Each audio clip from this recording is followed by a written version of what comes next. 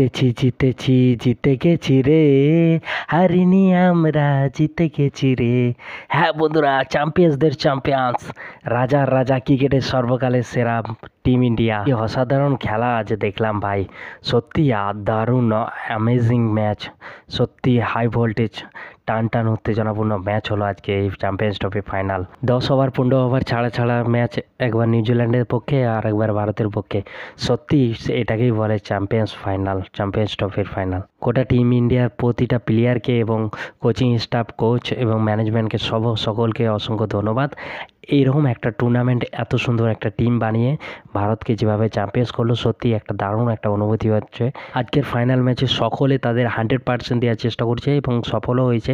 সকলে তাদের 100% দিয়েছে, কিন্তু আজকের ফাইনাল ম্যাচে সবচেয়ে ফ্যাক্টর, সবচেয়ে মেন ফ্যাক্টর হচ্ছে রোহিত শর্মার 76 রানের ইনিংস। শর্মা যেভাবে পজিটিভ মাইন্ডসেট নিয়ে ব্যাট করেছে, প্রথমে পাওয়ার প্লেতে যেভাবে অ্যাটাকিং করে খেলেছে এবং ক্রিজে থেকেও 76 রানের একটা ইনিংস খেলেছে, সত্যি অসাধারণ। রোহিত শর্মাকে অসংখ্য ধন্যবাদ।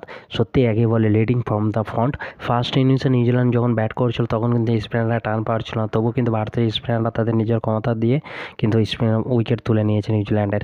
সেক্ষেত্রে কিন্তু নিউজিল্যান্ড যে 250 রান করেছে, এই রানটা কিন্তু তুলতে গিয়ে কিন্তু ইন্ডিয়া অনেকটা বাধা অতিক্রম করতে হয়েছে সেকেন্ড ইনিংসে।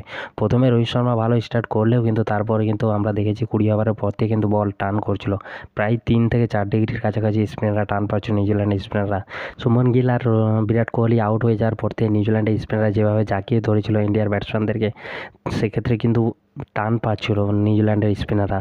সেক্ষেত্রে তারা কিন্তু যথেষ্ট ভালো একটা ব্যাটেল দিচ্ছিল ইন্ডিয়ার ব্যাটসম্যানদের ক্ষেত্রে। তো সত্যি অসাধারণ একটা পারফরমেন্স ব্যাটিং বলবো ভারতের টিমের। শ্রেয়াস আয়ার আর কে রাহুল যেভাবে ঠান্ডা মাথায় ইনিংসটা ধরে এসেছে, ইনিংসটাকে শেষ করে এসেছে, তা সত্যি অসাধারণ। তো সত্যি এই হলো চ্যাম্পিয়ন্স টিম। তাছাড়া এইরকম চ্যাম্পিয়ন্স টিম না হলে এইরকমভাবে ম্যাচটা জেতা যায় না। অবশ্যই চ্যাম্পিয়ন্স হলো ইন্ডিয়া টিম, চ্যাম্পিয়ন্সদের চ্যাম্পিয়ন্স এই ইন্ডিয়া টিম। রোহিত সত্যি অসাধারণ ক্যাপ্টেনশিপ, অসাধারণ লিডিং ফ্রম দ্য ফ্রন্ট যাকে বলে।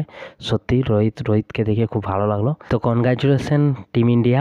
আর লেটস এনজয় করো সবাই। সকলে একটাই কথা হলো, we are champion of champions.